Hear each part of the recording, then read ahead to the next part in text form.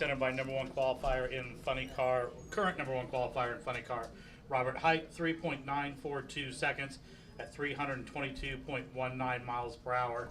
He had one number one qualifying position last year and 47 in his career. Robert, we kind of talked a little bit about on Wednesday, but how important is it to come out here first pass and get a good number going into the weekend? That's really the way every weekend plays out. You know, if you don't get down the track the first run, you're just behind the 8 ball all weekend long. And you know, it's kind of funny. My crew chief, Mike Neff, he usually plays it pretty smart the first run and just makes a baseline run, then tries to get after it in the evening when it cools off. But you know, I think the whole funny car ball game has changed in the last year. You know, you've got to be aggressive. If you look at last year, this 94 I just ran would have been a national record at this racetrack. And we did it on a pretty hot racetrack the first session. So funny car racing has changed. And, you know, as drivers, tuners, teams, we've got to adapt to that. And we've got to be more aggressive. You saw what it took to win the championship at the end of the year. Those guys were running 80s. And, you know, everybody at JFR, we didn't like that. You know, we went into the last 2 races of the season not in it with even a chance to win the championship. And that's uncharted territory. So, motivated us. We've worked hard. Had a great test session out in Phoenix a week ago, and came right in here and obviously showed it's not a fluke with Courtney and I number 1 and number 2. I guess testing in your case was it doesn't matter how you start, it's how you finish, right? Yeah, exactly. We went to testing with a real good game plan, and Mike Neff really looked at where we were getting beat last year, and it was early in the run, first 100 feet. And so went in there and we started really knocking 60-foot times off, really good, but at 100 feet it would smoke the tires.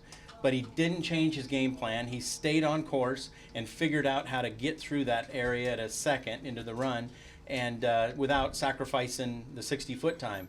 And we just put it all together and we started running 80s, and once it went, it was easy. And he was pretty pumped. He says, what we learned here is really going to help us at Pomona. Pomona's a tricky track, can be early, and what we learned is going to pay dividends. So to come out here and run 94 the first run, I'm pretty impressed with these guys, my whole team. And, you know, not a better place to do it than right in front of your sponsors, the Auto Club. You have pretty good mojo at this track. So did you think that even if you weren't hitting it at Phoenix, you said, it's going to be all right when we get to Pomona? We knew that we could always go back to what we did in the fall. We didn't run terrible, but we weren't where we needed to be. We weren't competitive with the Beckmans and Worshams. We just weren't there. So got to be aggressive, and I'm proud of his game plan so far. And he was trying to get after it right there. He was really, you know, the track cooled down a good almost 15 degrees the second run, and no one ran quicker than we did. We were trying, but it didn't go. So we've got to be aggressive every run. How difficult has the laid-back headers made these cars to drive? They're more challenging, but it's more fun.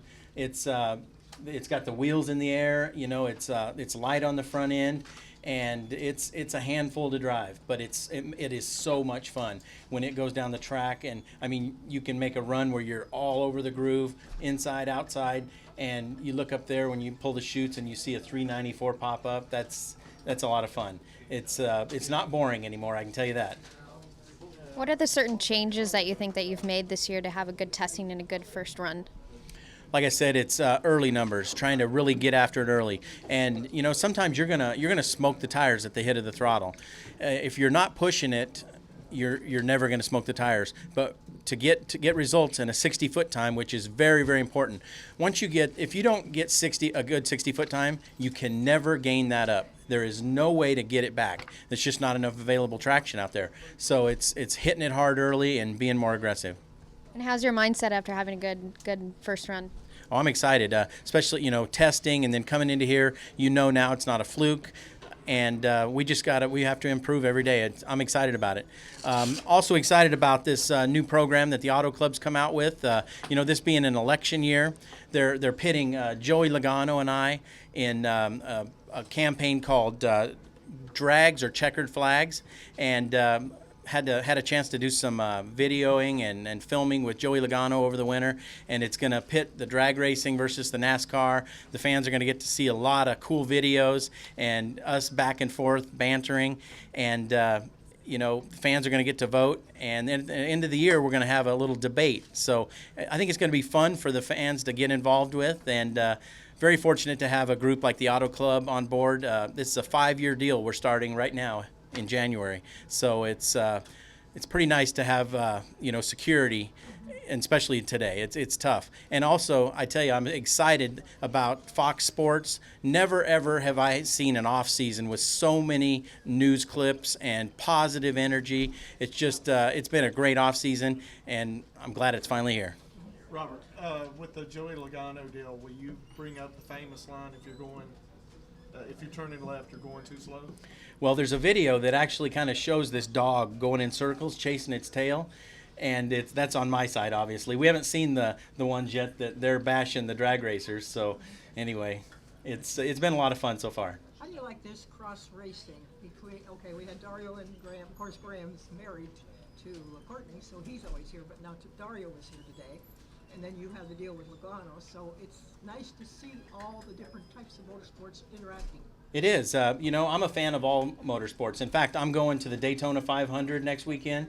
I've never been. I'm so excited. Going to go on Thursday, spend a lot of time with Chevrolet, and just take in the whole experience. And, I've heard a lot of people talk fun things about Daytona. So hopefully I'm going to take a video camera and do some videoing and just my experience at Daytona. It's a great event.